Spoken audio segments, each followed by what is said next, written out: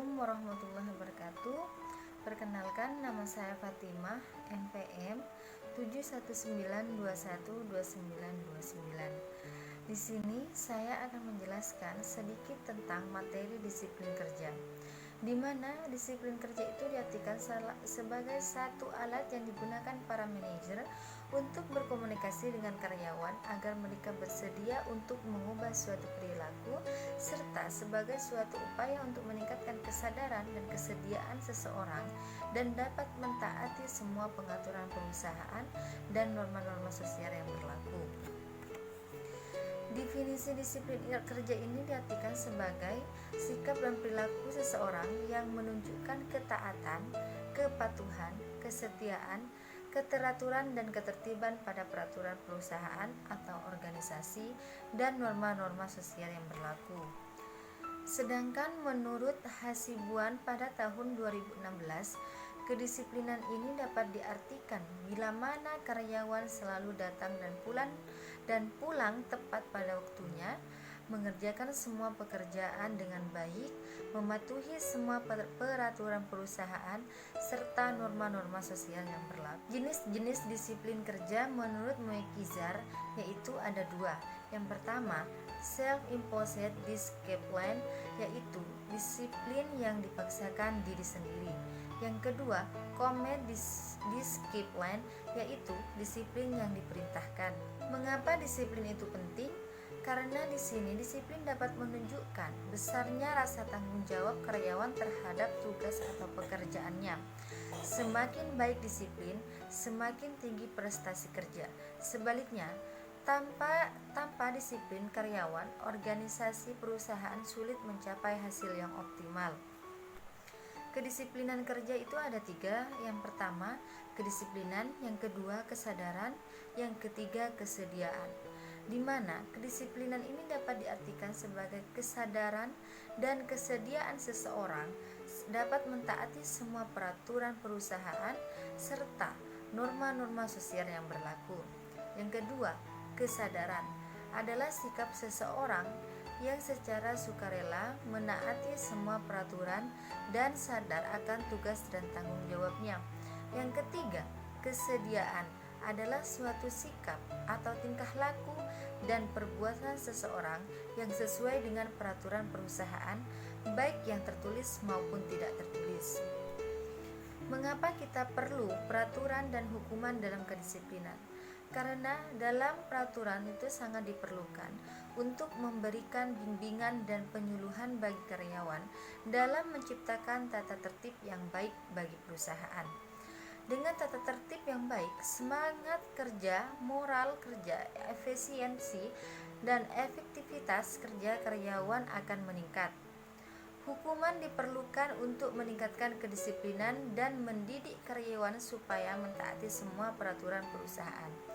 Pemberian hukuman harus adil dan tegas terhadap semua karyawan. Macam-macam indikator kedisiplinan yaitu tujuan dan kemampuan, di mana tujuan harus jelas, cukup menantang serta sesuai dengan kemampuan karyawannya dan dapat menciptakan suatu kondisi yang teratur, tertib, dan pelaksanaan pekerjaan dapat terlaksana sesuai dengan rencana sebelumnya. Yang kedua, teladan pemimpin. Pimpinan menjadi panutan, harus menjadi contoh yang baik, disiplin, jujur, adil, serta sesuai dengan perbuatan. Yang ketiga, balas jasa. Kedisiplinan karyawan tidak mungkin baik bila balas jasa kurang memuaskan. Yang keempat, keadilan. Keadilan sangat berpengaruh terhadap kedisiplinan karyawan. Yang kelima, pengawasan melekat. Atasan secara langsung mengawasi perilaku dan pekerjaan karyawannya yang ada di dalam perusahaan tersebut. Apa saja indikator kedisiplinan tersebut? Yang pertama yaitu sanksi hukum, yang kedua itu ketegasan, yang ketiga itu hubungan kemanusiaan. Di mana sanksi hukum itu sebagai berperan penting dalam memelihara kedisiplinan karyawan. Yang kedua itu ketegasan. Pemimpin harus tegas dan berani untuk bertindak atau menghukum karyawan yang tidak disiplin. Yang ketiga, hubungan kemanusiaan. di mana hubungan kemanusiaan ini yang harmonis dan dapat memotivasi kedisiplinan yang baik. Fungsi disiplin kerja melalui pernyataan Tulus TUU pada tahun 2004. Yang pertama, menata kehidupan bersama. Yang kedua, membangun kepribadian. Yang ketiga, melatih kepribadian. Yang keempat, hukuman. Yang kelima, menciptakan lingkungan kondusif. Konsep kedisiplinan itu ada dua. Yang pertama, disiplin berdasarkan tradisi. Yang kedua, disiplin berdasarkan sasaran. Disiplin berdasarkan tradisi itu merupakan cara kuno, yaitu cara yang terdiri dari pendaftaran pelanggaran dan catatan dari hukuman terhadap setiap pelanggan. Disiplin ini dilaksanakan secara kaku dan tegas, tanpa kompromi dan cenderung penegakan disiplin secara otoriter. Yang kedua, disiplin berdasarkan sasaran. Di sini, disiplin berdasarkan sasaran ini dianggap sebagai lawan dari disiplin tradisi bila dilihat dari tujuannya. Disiplin dianggap secara sah atau berlaku apabila dapat diterima secara sukarela oleh semua komponen di dalam organisasi tersebut. Apabila tidak dapat diterima, maka secara otomatis disiplin tersebut tidak sah untuk diterapkan dalam organisasi. Cara menegakkan disiplin kerja. Yang pertama, disiplin kerja harus ditegakkan seketika. Cara menegakkan disiplin kerja. Yang pertama, disiplin harus ditegakkan secara seketika. Hukuman harus dijatuhkan sesegera mungkin setelah terjadi pelanggaran, jangan sampai terlambat, karena jika terlambat akan kurang efektif. Yang kedua, disiplin harus didahului peringatan dini. Dengan peringatan dini ini dimaksudkan bahwa semua karyawan harus benar-benar tahu secara pasti tindakan-tindakan mana yang dibenarkan dan mana yang tidak dibenarkan. Yang ketiga, disiplin harus konsisten. Konsisten ini berartian seluruh karyawan yang melakukan pelanggaran agar diganjar hukuman yang sama tanpa terkecuali. Yang ketiga, disiplin harus impersonal. Seseorang atasan sebaiknya jangan menegakkan disiplin dengan perasaan marah atau emosi. Jika ada perasaan semacam ini, ada baiknya atasan menunggu beberapa menit agar rasa marah dan emosinya reda sebelum mendisiplinkan karyawan tersebut. Disiplin harus setimpal. Hukuman itu setimpal artinya bahwa hukuman itu layak dan sesuai dengan tindakan pelanggaran yang dilakukan oleh pegawainya.